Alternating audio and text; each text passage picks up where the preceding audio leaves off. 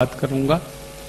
Swine flu एक बीमारी के बारे में हम सब बार बार सुन रहे हैं, पढ़ रहे हैं अखबारों में, टीवी में, मीडिया में, और डर बैठ गया है, दहशत बैठ गई है मन में। पुणे में तो बहुत ज्यादा। थोड़े दिन पहले मार्च के महीने में ऐसा दिल्ली में भी हुआ था। दिल्ली में बहुत दहशत हो गई थी मार्च 2009 में। इसी तरह से थोड़े दिन पहले मद्रास में भी हुआ था। फिर थोड़े दिन पहले इसी तरह से हैदराबाद, सिकंदराबाद में हुआ था। तो भारत के जो बड़े बड़े शहर हैं, जहां पर पैसे वाले लोग रहते हैं, जहां पर परचेजिंग कैपेसिटी ज्यादा है, लोगों की क्रय शक्ति बहुत है, ऐसे स्थानों पर अक्सर ये माहिती फैलाई जाती है या फैल जाती है और लोग डर में और दहशत में आ जाते हैं। पुणे में इतना डर और दहशत हो गया है कि सरकार ने सारी शालाएं बंद कर दी हैं, हॉस्पिटल सिर्फ खुले हुए हैं, बाकी सब बंद है। मैं बार बार पुणे आता रहता हूं। मेरी जिंदगी में पुणे की सड़कों पर इतना आराम मैंने कभी नहीं देखा। कोई है नहीं सड़क पर चलने वाला, सब घर में बैठे हैं, सबको दहशत हो गई है। और दहशत एक ही है कि पता नहीं हमको ये वायरस का इन्फेक्शन हो जाएगा और फिर हमको बीमारी हो जाएगी और हम मर जाएंगे, क्योंकि ऐसा बताया जा रहा है कि इससे मरने की शक्यता है। शरीर की प्रतिकारक शक्ति इतनी कम हो जाती है कि कोई भी व्यक्ति मर सकता है। फिर आपको न्यूज़पेपर से ये माहिती मिली होगी कि पुणे में कुछ लोग मर गए हैं और भारत में भी कुछ लोग मर गए हैं। तो भारत सरकार की ये जो माहिती है कि कुछ लोग मर भी गए हैं, उसने और डर पैदा कर दिया है। और विशेष रूप से पुणे में किसी एक डॉक्टर की मृत्यु हुई थोड़े दिन पहले। उसने सारे देश में चर्चा बहुत कर दी इसकी कि डॉक्टर मर गया तो फिर पेशेंट का क्या है। अच्छा, मैं आपको एक छोटी सी माहिती कह के ये बात शुरू करना चाहता हूं कि मैं दिल्ली से आया परसों आया शाम को। तो दिल्ली हवाई अड्डे पे फ्लाइट पकड़ने के लिए जब मैं आ रहा था तो कुछ परिचित लोग मिल गए मुझे हवाई अड्डे पे। तो उन्होंने मुझे पूछा, आप कहाँ जा रहे हैं? तो मैंने कहा पुणे जा रहा हूँ। क्यों जा रहे हैं? मैं कहा भाई मेरा व्याख्यान है वहां पे, इसके लिए जा रहा हूँ। तो उन्होंने कहा मरने के लिए जा रहे हैं क्या? मैं बोला क्या पुणे में सब मर रहे हैं? वो बोले हाँ, वहां पे स्वाइन फ्लू फैला हुआ है, सब लोग ऐसी हालत में है। तो बाहर वालों को ऐसा लगता है पूरे पुणे में शमशान घाट बन गए हैं, सब मर रहे हैं, हॉस्पिटल में हैं, कुछ काम नहीं हो रहा है। ऐसी इमेज बन गई है पुणे की। ये सारी इमेज मीडिया ने बनाई है। मैं आपको कुछ वास्तविक बात बताना चाहता हूँ, कुछ सच्चाई है जिसको आपके साथ शेयर करना चाहता हूँ, इस दृष्टि से कि आप सब योग शिक्षक हैं, हर दिन आप कक्षाएं लेते हैं, हर दिन आपके योग और प्राणायाम सीखने वाले आपके पास लोग आते हैं। तो आप ये माहिती दूसरों को कहें जो मैं आपसे शेयर करना चाहता हूँ। सबसे पहली माहिती कि स्वाइन फ्लू नाम की जो बीमारी फैलती है वो एक वायरस से, उस वायरस का नाम है AH1N1। ये जानकारी आप सबको है। लेकिन जो महत्व की माहिती है वो ये है कि ये वायरस भारत का नहीं है, ये विदेशी है, परदेशी है। और ये जो बीमारी है स्वाइन फ्लू, ये भी देशी बीमारी नहीं है, ये भी विदेशी है, परदेशी है। ये वायरस परदेशी है, ये बीमारी परदेशी है। ये वायरस कहाँ से आया है?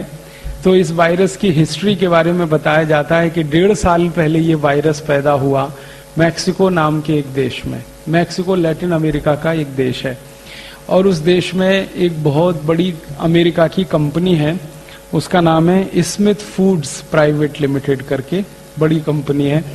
वो कंपनी डूकर का मांस बेचती है।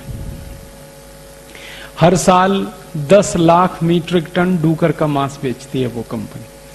अब 10 लाख मीट्रिक टन डूकर का मांस पैदा करने के लिए कम से कम 1 कोटि डूकर का कत्ल करना पड़ता है, तब 10 लाख मीट्रिक टन डूकर का मांस पैदा हो सकता है।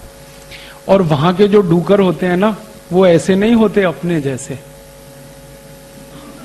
हाँ, अपने भारत के जैसे डूकर है ना, वैसे नहीं होते, उससे तो डबल और ट्रिपल होते। हमारे यहाँ जितनी ऊंची गाय होती है ना, वहां इतने ऊंचे डूकर होते और एकदम मोटे मोटे थुल और इतने जास्ती मोटे होते हैं कि चल नहीं सकते। तो खड़े होते हैं, धम से बैठ जाते हैं, चल नहीं पाते, भाग नहीं सकते, इतना मांस उनके शरीर पर होता है। और वो मांस उनको इंजेक्शन दे दे के बढ़ाया जाता है, दवाएं दे दे के बढ़ाया जाता है। इंजेक्शन देके, दवाएं देके डूकर का मांस बढ़ाते हैं, और वो मांस बेचने का काम वो कंपनी करती है।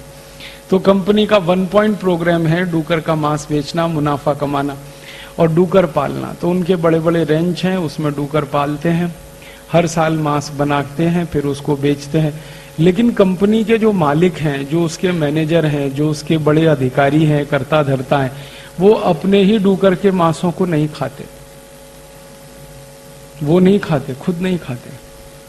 मैंने उस कंपनी के कुछ अधिकारियों को ईमेल करके पूछा कि आप पोर्क खाते हैं? पोर्क माने डूकर का मांस।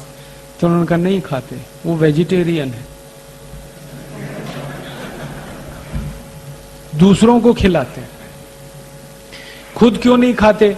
तो वो ही मुझे बोलते हैं कि हमको मरने का डर लगता है। कैसे मर जाएंगे? तो वो बोलते हैं ये जो डूकर का मांस है ये इन्फेक्टेड है और इसमें वायरस बहुत है, और इसमें H1N1 वायरस होने की शक्यता सबसे ज्यादा है।